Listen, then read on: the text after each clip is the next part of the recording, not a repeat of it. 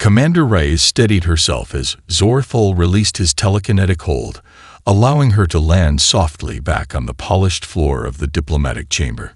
She maintained her composure despite the casual display of power, a small victory in this first encounter with the alien leader. The Kavarian's six-fingered hands gestured elegantly as he spoke, his voice resonating with harmonics humans couldn't naturally produce. "Your species' resistance is both futile and illogical," Zorthol said, his crystalline eyes reflecting the artificial light. "We have conquered 37 worlds with similar or greater military capabilities than Earth. The outcome is mathematically certain." Reyes straightened her uniform, buying precious seconds to formulate her response. "Perhaps, but mathematical certainty has its limits when applied to humans. We're rather unpredictable." This earned her curious glances from the Kavarian subordinates, whose blue skin pulsed with subtle bioluminescent patterns. Their tall, slender frames remained motionless otherwise, a perfect unified presence behind their leader. The meeting ended predictably, with Earth's rejection of surrender terms and the Kavarians' immediate withdrawal to their vessels. 12 hours later, the first precision strikes began. Dr. Marcus Chen watched the Washington Monument collapse from his laboratory's emergency broadcast feed. Similar scenes played out across every continent. Shanghai's skyline erupting in blue fire, Sao Paulo's buildings crumbling into dust, Lagos' infrastructure systematically dismantled. The aliens weren't destroying everything, just enough to break human resistance and infrastructure. ARIA. Run comparative analysis on these neural scans. Chen instructed his AI assistant, forcing himself to turn away from the devastating footage. The holographic display illuminated his tired face as he examined brain activity patterns from a handful of subjects who'd had direct contact with Kavarian technology. Analysis complete, ARIA responded, her voice calm amid chaos. Anomalous activity detected in the prefrontal cortex and hippocampus of all 5 subjects. Pattern consistency, 87.3%. Chen leaned closer to the floating 3-dimensional models. "Show me the progression over time." The neural pathways shifted before his eyes, new connections forming in distinctive patterns that shouldn't have been possible without external intervention. These weren't random changes. They appeared purposeful, adaptive. "Remarkable," he whispered. "The brain is responding to Kavarian psionic fields by creating new neural architectures. It's learning their language at a biological level." His lab, buried beneath 300 feet of rock in the Appalachian Mountains, shuddered as another impact struck somewhere above. Dust drifted from ceiling panels. "Download all data to secure servers," Chen instructed, already gathering essential equipment. "And prep the mobile lab units. We're evacuating to backup site Charlie." As his team rushed to preserve their research, Chen paused beside an observation chamber where a young woman sat motionless, electrodes monitoring her brain activity. Sarah Chen, his daughter, had been the first to volunteer for his experimental treatments after surviving the Kavarian scan. Her neural readings were the most promising, showing adaptation rates triple that of other subjects. Chen pressed his palm against the glass. "I'll be back for you soon," he promised. In orbit above, Zorthol observed Earth's systematic subjugation with practiced detachment. Their resistance was vigorous but disorganized, just as predicted. Yet something nagged at the edges of his consciousness, an anomaly in the psionic resonance readings from certain human populations, something that, for the first time in his 3-century military career, didn't fit the models. "Proceed with specimen collection," he ordered. "Priority on subjects demonstrating psionic resistance profiles." Dr. Chen studied his reflection in the polished surface of his holding cell. 3 weeks in Kavarian captivity had left him thinner, his normally neat beard now unkempt. The aliens provided adequate nutrition and clean quarters, treating their human specimens with the clinical care one might show laboratory mice. "They're studying our adaptive responses," Captain Torres whispered during their daily exercise period, a concession the aliens granted to maintain specimen health. Her military bearing remained intact despite captivity, her observant eyes constantly scanning for weaknesses in their prison. Every test, every scan, they're looking for something specific. Chen nodded slightly, careful to avoid drawing attention from the hovering sentinel drones. They've detected the neural changes but don't understand the mechanism. Their own brain structure is too rigid, too specialized for their psionic abilities. Torres led him through a series of stretches that conceal their conversation. What happens when they figure it out? Then we become either more valuable specimens or too dangerous to keep alive, Chen replied, his voice barely audible. The research vessel housed nearly 200 human captives, organized by profession and specialty. The Kavarians had been methodical in their collection. Scientists, military strategists, engineers, even artists and musicians. They were mapping human cognition across all its varieties. Later that evening, Chen was escorted to an examination chamber where a senior Kavarian researcher awaited. Unlike the soldiers, whose blue skin bore military markings, this alien's dermal patterns indicated scientific caste. Your neural architecture continues to fascinate, Dr. Chen.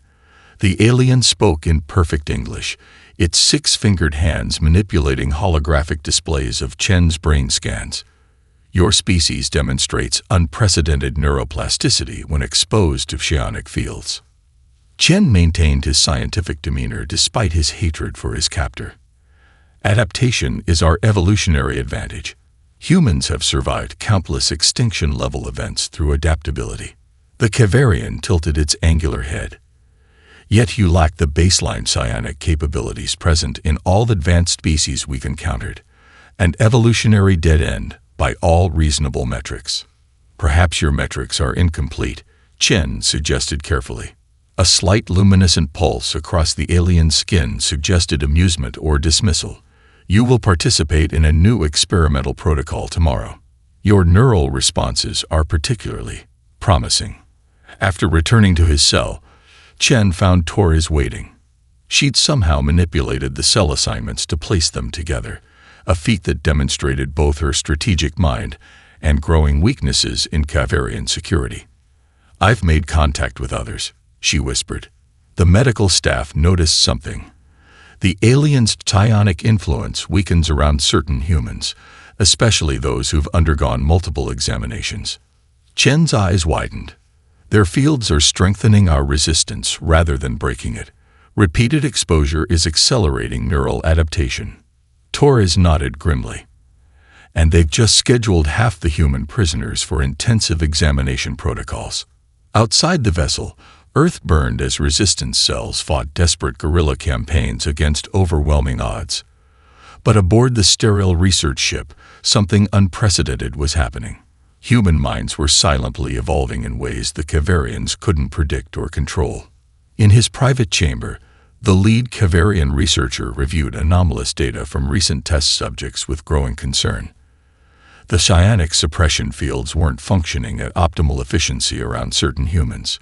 For the first time in the Imperium's long history of conquest, a subject species was adapting to their subjugation in real time, a phenomenon that defied all established xenobiological models. Maya Okafor crouched behind the twisted remains of what had once been a luxury hotel in downtown Lagos. The Nigerian sun beat down mercilessly on her small team of resistance fighters, their adaptive camouflage suits working overtime to match the urban ruins around them. Through her tactical visor, she monitored the Kavarian patrol moving methodically through the streets below. 6 sentinels, 2 handlers, she subvocalized to her team through their secure network. Standard sweep pattern. Her brother Ade's voice responded in her ear. Intercept team in position. Distraction ready on your mark. Maya checked the precious cargo secured to her back, a hardened data core salvaged from a downed communication relay. 3 team members had died getting it this far. Her tech specialist had managed to partially decrypt its contents before their hidden camp was compromised. Something about human neural patterns and a Dr. Marcus Chen. Execute in 3, 2, 1, she commanded. 2 blocks away, a series of carefully placed sonic charges detonated, creating a cacophony that immediately drew the aliens' attention. Their telekinetic powers made them formidable opponents in direct combat, but Maya had learned they struggled with multiple simultaneous threats. Their concentration could be divided. Maya's team moved like shadows through the ruined cityscape, years of practice evident in their silent efficiency. They'd reached the extraction point, a concealed tunnel entrance that led to the underground network formerly used for the city's subway system, now the Resistance's highway. The mission should have gone perfectly. They'd executed dozens like it before, but as they prepared to descend, Maya's senses prickled with warning. She spun just as a Kavarian scout ship decloaked above them, its weapon systems already powering up. "Scatter," she shouted, but it was too late. The ship's immobilization field activated, freezing everyone except Maya in place. She felt the familiar pressure against her mind, but somehow pushed through it, a skill she'd mysteriously developed after her third encounter with the aliens. "Run, Maya," Aide shouted, struggling against invisible restraints. "The data. You have to get it out." Their eyes met for a final moment of understanding. Maya saw the determination in her brother's face as he activated the explosive charges strapped to his combat vest. The resulting blast would destroy the immobilization projectors and everything else within 20 meters. "Live for both of us," he said simply. She turned and ran, tears streaming down her face as the explosion rocked the ground behind her. The tunnel entrance collapsed, sealing her escape route and her brother's sacrifice. 3 days later, Maya reached the European resistance cell hidden beneath the Alps. The facility hummed with activity, the most advanced human resistance base she'd seen since the invasion began. Scientists and soldiers worked side by side, developing weapons and strategies against their occupiers. "You must be Okafor," a weathered woman in a commander's uniform greeted her. "I'm Captain Torres. We've been expecting you." Maya handed over the data core. "Half my team died for this. It better be worth something." Torres nodded grimly. "It will be. We've got someone here who can make sense of it. A recent escapee from a Kavarian research vessel." She led Maya through a series of secure doors to a laboratory where a thin, bearded man studied holographic displays of brain scans. He turned as they entered, his eyes lighting up at the sight of the data core. "Dr. Chen, I presume," Maya said, her voice hollow with grief and exhaustion. "Yes," he replied, extending his hand. "And you may have just brought us the key to humanity's survival." Dr. Chen carefully placed the neural stimulation circlet on Maya's head, its delicate silver filaments adjusting automatically to her skull contours. The device represented weeks of painstaking work, combining salvaged Kavarian technology with human ingenuity. "This will be uncomfortable," he warned, monitoring her vital signs on the holographic display. "Your brain is already showing remarkable adaptation patterns, but this will accelerate the process exponentially." Maya's hands gripped the examination chair's armrests. "Just do it. We're running out of time." Captain Torres watched from behind reinforced glass with other resistance leaders. Their skepticism was evident, but desperate times called for desperate measures. Conventional weapons had proven largely ineffective against the alien shields and telekinetic abilities. Chen activated the device. Maya's body immediately tensed, her back arching as electrical pulses stimulated precise regions of her brain. The pain was excruciating, like liquid fire coursing through her neural pathways, but she refused to scream. On the monitors, her brain lit up with unprecedented activity, new connections forming in real time. After 3 minutes that felt like hours, Chen deactivated the device. Maya collapsed forward, breathing heavily, sweat drenching her clothes. "Did it work?" Torres asked through the intercom. Chen studied the readings with growing excitement. "Better than anticipated. Her neural patterns show a 300% increase in the adaptive regions we identified. But we need to test it." Maya raised her head, exhaustion evident in her eyes, but determination in her voice. "Bring in the specimen." 2 guards escorted a restrained Kavarian into the chamber, a captured scout whose telekinetic abilities were weaker than most but still formidable. The alien's blue skin pulsed with patterns of disdain as it regarded the humans. "Release its restraints," Maya ordered, standing on shaky legs. The guards exchanged uncertain glances but complied, maintaining a safe distance with specialized weapons ready. The moment the neural dampeners deactivated, the alien raised its six-fingered hand, telekinetic energy gathering visibly around it. Maya stepped forward, concentrating intensely. The air between them seemed to waver, like heat rising from hot pavement. The Kavarian's expression shifted from confidence to confusion as its telekinetic field dissipated harmlessly around Maya's body. "Impossible," it hissed in its harmonic language. Maya smiled grimly. Apparently not. The alien launched itself forward in physical attack, but Maya had anticipated this. Years of athletic training combined with combat experience allowed her to sidestep gracefully, using the alien's momentum against it. As it stumbled past, she struck precisely at nerve clusters Chen had identified from their research. The Kavarian collapsed, immobilized but conscious. The observation room erupted in excited chatter. The disruption field extends approximately 2 meters from her body, Chen noted, scanning the data.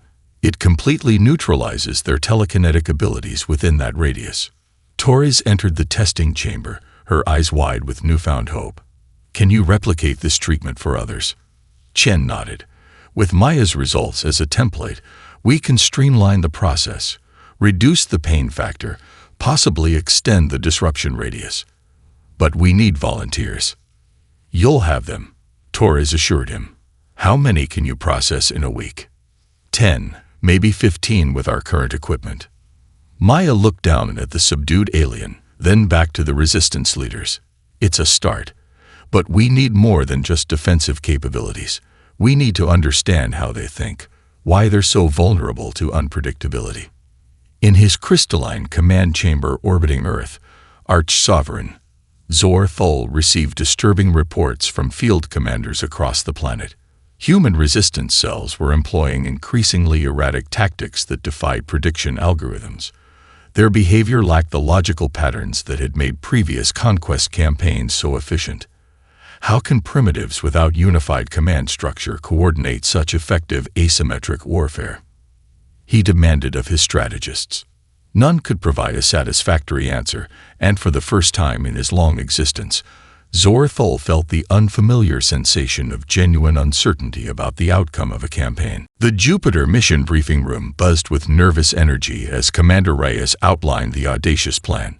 Holographic displays showed Europa's icy surface and the massive gas giant looming behind it. Jupiter's swirling storms rendered in breathtaking detail. "Our science team has confirmed what we suspected," Reyes explained, her voice steady despite the stakes. "Jupiter's electromagnetic field creates natural interference that disrupts Kavarian psionic abilities by approximately 63%. Combined with our disruptor teams, we can potentially neutralize their advantage entirely." The assembled pilots and soldiers studied the mission parameters with intense focus. They represented Earth's finest. The survivors, the adaptable, those who'd fought the aliens for 18 grueling months and lived to tell about it. Captain Torres gestured to a series of subterranean tunnels mapped beneath Europa's ice shell. The Galileo station was abandoned during the initial invasion, but its infrastructure remains intact. Our advance team has already restored basic life support. Once we secure the primary ice harbor, we'll have a defensible position and access to the subsurface ocean. Maya, now the commander of the 1st Disruptor Squad, studied the tactical overlays. Her team of 15 had all undergone Chen's enhanced neural treatment, each capable of generating disruption fields that negated Kavarian telekinesis within varying radiuses. "What about their ships?" Chi asked. "Even without telekinetics, their weapon systems outclass ours." Dr. Chen, thinner than ever but eyes bright with purpose, activated a new simulation. "That's where Europa's unique composition comes in. The ice shell averages 20 kilometers thick, with a liquid ocean beneath. We've modified mining equipment to create instant access points through the ice. The plan was elegant in its simplicity, relying on human ingenuity rather than matching the aliens' superior technology. Lure the Kavarian ships into position, trigger the specially designed null charges, and let Europa's subsurface ocean do the rest. 48 hours later, the mission launched. The retrofitted human fleet, consisting primarily of repurposed civilian vessels and salvaged military craft, approached Jupiter's orbit using a complex trajectory designed to minimize detection. But as they neared Europa, sensors detected Kavarian scout ships already patrolling the moon. "They've anticipated us," Torres warned from the command ship. Rice considered aborting but made a split-second decision. "No, this works to our advantage. Proceed with Phase 2 immediately." What followed was a daring cat-and-mouse game through Jupiter's intense radiation belts. Human ships deliberately revealed themselves, drawing Kavarian pursuers deeper into the magnetic field where their crew's psionic abilities grew increasingly unreliable. Aboard the lead Kavarian vessel, the commander experienced a disturbing sensation as his telekinetic powers flickered unpredictably. Standard protocols called for retreat when psionic capabilities were compromised, but pride and centuries of undefeated conquest pushed him forward. The decisive moment came when the massive Kavarian flagship, the Crystal Sovereign, pursued human transports onto Europa's surface. Maya's team, positioned strategically beneath camouflage shields, activated their disruption fields in synchronized sequence, creating an expanded zone of psionic neutrality. The alien commander, suddenly unable to coordinate with his crew through their usual telepathic network, hesitated fatally. The flagship settled directly over the precise coordinates Rice had selected. "Now," she ordered through the comm system. Deep charges detonated beneath the ice. For a moment, nothing happened. Then, with a thunderous crack that propagated for kilometers, the surface fractured.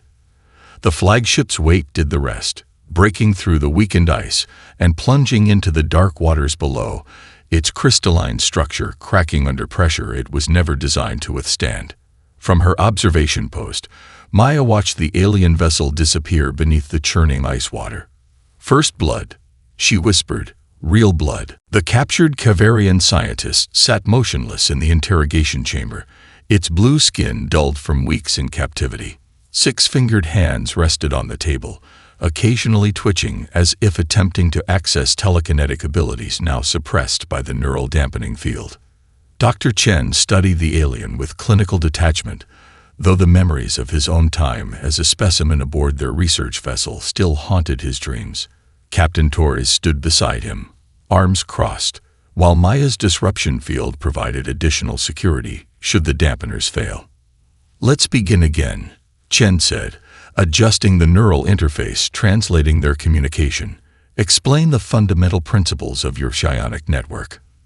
The alien, who called itself Velmar and held the equivalent rank of senior theoretical biologist, tilted its angular head. "Your primitive understanding cannot grasp the complexities of evolved consciousness." Torres leaned forward. "Try us. We're quick learners." After 3 days of interrogation interspersed with brain scanning, a breakthrough finally came. Chen burst into the Resistance Council meeting, interrupting strategic planning with uncharacteristic excitement. "It's population density," he announced, projecting his findings onto the holographic display. "Their telekinetic abilities function through quantum entanglement at the biological level, but the effect strengthens exponentially with population density." Ray studied the complex equations. "Explain in practical terms." "One Kavarian alone has limited telekinetic range and power," Chen elaborated. 10 in close proximity are more than 10 times stronger. 1,000 creative psionic field that can influence matter at molecular levels. Their entire society evolved around this principle. The more organized and concentrated their population, the stronger their abilities. Maya immediately grasped the implications. That explains why individual humans sometimes break through their control randomly. We're essentially creating mental noise that disrupts their carefully ordered signals. Chen nodded eagerly. Exactly. Their evolution favored strict hierarchical structures. Chaos, what we might call creativity or unpredictability, literally weakens their psionic network. Tories began pacing, mind racing with tactical possibilities. So their greatest strength is also potentially their greatest vulnerability. There's more. Chen continued, displaying brain scans of the captive alien alongside human subjects. The Kavarians evolved in environments that rewarded perfect order and predictability. Their neural architecture excels at probability calculations, but struggles with novel situations that don't fit established patterns. Reyes's eyes lit with understanding. While human evolution rewarded adaptability and creative problem-solving, especially under stress, the revelations transformed their understanding of the enemy. But the most shocking discovery came 3 days later, when Maya's infiltration team returned from their mission to the Alien Command Center in New Delhi. They brought not only tactical data, but information that changed everything about the war. "They're running from something," Maya reported, displaying stolen data decrypted by their science team. The Kavarians aren't expanding their empire. They're fleeing from a threat in the Sagittarius arm of the galaxy. The assembled resistance leaders watched in stunned silence as the presentation showed astronomical data and intercepted communications. Earth's position in the galactic spiral made it strategically vital as a defensive outpost against whatever pursued the Kavarians across interstellar space. Even more concerning were the long-range sensor readings showing massive reinforcement fleets approaching our solar system, due to arrive within 3 months. Despite humanity's recent victories, the coming armada would overwhelm even their new adaptive strategies. In her quarters that evening, Commander Reyes paced restlessly, mind-churning with everything they'd learned. The Kavarians' reliance on order and predictability, their telekinetic network's vulnerability to chaos, the approaching reinforcements, and the greater threat that drove them, all pieces of a complex puzzle. When inspiration struck, she almost laughed at its audacity. The plan forming in her mind was reckless, counterintuitive, and possibly brilliant, qualities the rigidly logical Kavarians would never anticipate. "We don't beat them at their own game," she murmured to herself. "We change the rules entirely." Operation Chaos Theory begins now, Commander Reyes announced to resistance leaders gathered in the Alpine Command Center.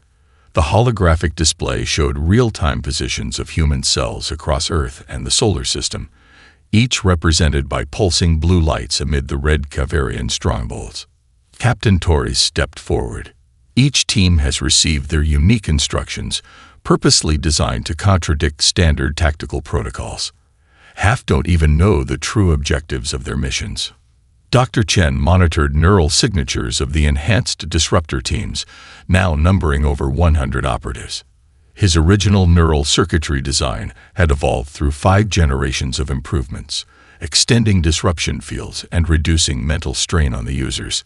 "Remember," Reyes cautioned, "the goal isn't winning individual battles, but creating patterns of behavior the Kavarians cannot predict or understand." The following weeks saw baffling military operations across Earth. Resistance fighters would gain tactical advantages only to retreat inexplicably. Others launched seemingly suicidal frontal assaults against heavily fortified positions, then vanished before achieving clear objectives. Some teams appeared to fight among themselves within sight of enemy positions. Aboard his command station, Arch-Sovereign Zor-Thul studied report after report with mounting frustration. His 6-fingered hands trembled slightly as he dismissed another probability analysis that failed to predict human movements. "These patterns defy rational strategy," his chief military advisor observed, skin pulsing with distress signals. "Each human cell operates with different tactical parameters, without unified command structure or consistent objectives." Zor-Thul crushed a crystal data node in his telekinetic grip, increased psionic surveillance. "Find their central command. No species acts without purpose or hierarchy." But the greatest challenge to Kavarian understanding was yet to come.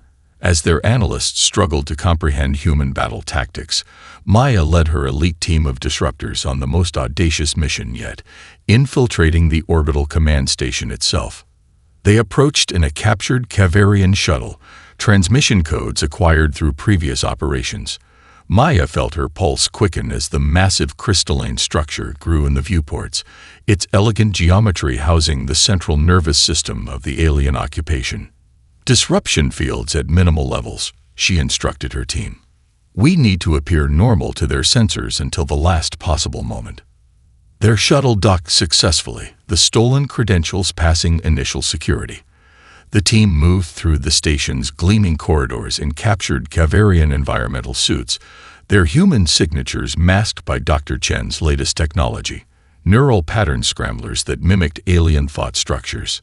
The central communication hub lay at the station's core, protected by multiple security layers designed to prevent precisely this type of infiltration. 2 disruptors peeled off at each checkpoint, establishing disruption field coverage to maintain their escape route. Maya and her remaining 3 operatives reached the primary psionic amplifier, a towering crystal structure pulsing with blue-white energy that coordinated the telekinetic network across Earth and near-space operations. "Plant the transmitters according to Chen's specifications," Maya ordered, her voice steady despite the danger. 15 minutes until the synchronized field generation. They worked methodically, attaching modified versions of Dr. Chen's neural stimulators to specific nodes in the crystal matrix. The devices were not designed to destroy but to broadcast, to inject human neural patterns directly into the Kavarian psionic network. The alarm sounded just as they placed the final transmitter. Maya activated her full disruption field as security forces converged on their position, their telekinetic attacks dissipating harmlessly against her protective bubble. "Transmitters online," reported her tech specialist, fingers dancing across the control interface. "Broadcasting in 3, 2, 1. The effect was instantaneous and spectacular. The crystal amplifier flared with chaotic energy patterns, its normally orderly pulses becoming erratic. Throughout the station, Kavarians clutched their heads as their carefully structured psionic network flooded with alien thought patterns, human creativity, emotion, and deliberate chaos overwhelming their ordered minds.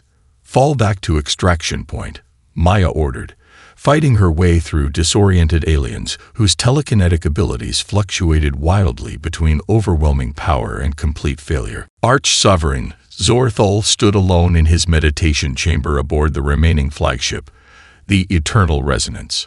Long-range sensors displayed the approaching Kavarian reinforcement fleet, still 3 weeks from arrival.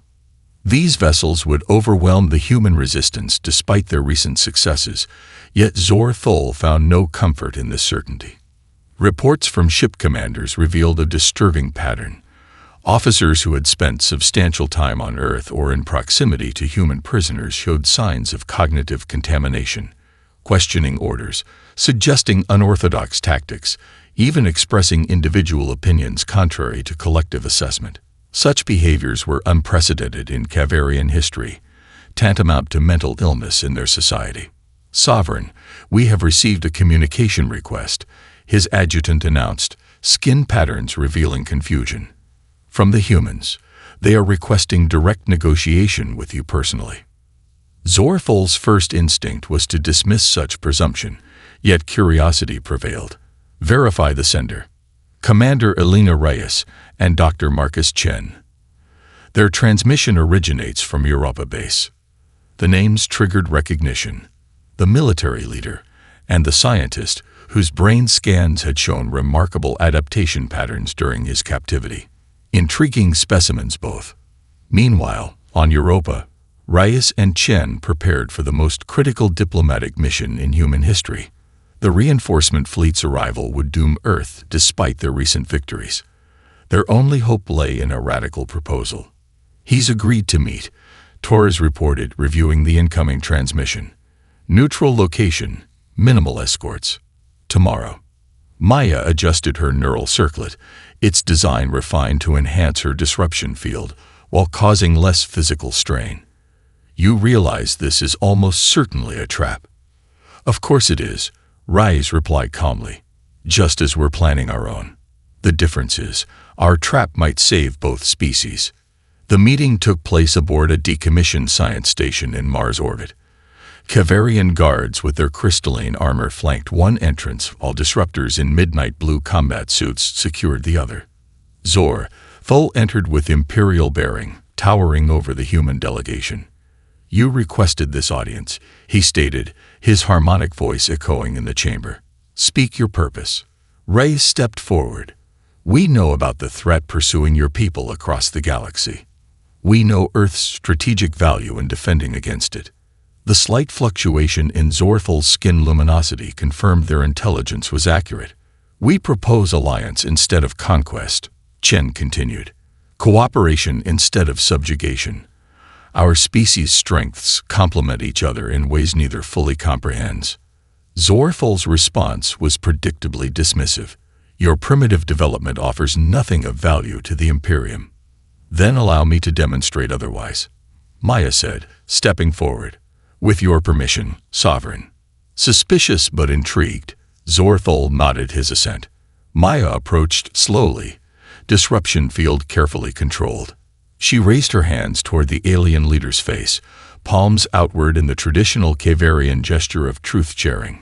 "Our neural structures can temporarily synchronize," she explained. "A bridge between our minds." Against all protocol and the urgent warnings of his guards, Zor-Thul allowed the contact. Perhaps it was curiosity, perhaps the subtle influence of human unpredictability already affecting his thought patterns. Whatever the reason, he permitted Maya to place her hands on either side of his angular face. The connection blazed like fire through both their minds. Maya gasped as alien consciousness flooded her perception. The weight of centuries of memory, the perfect crystalline order of Kavarian thought. Zor-Thul shuddered as human emotion crashed through his carefully structured mind. Chaotic, vibrant, intensely alive.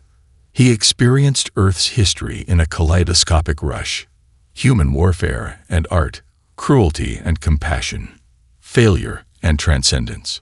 He felt the fierce determination that drove humanity to survive against overwhelming odds, the creativity that found solutions where logic saw none, the emotional bonds that defied rational self-interest. When they separated, Zor-Thul staggered backward, supported by his alarmed guards.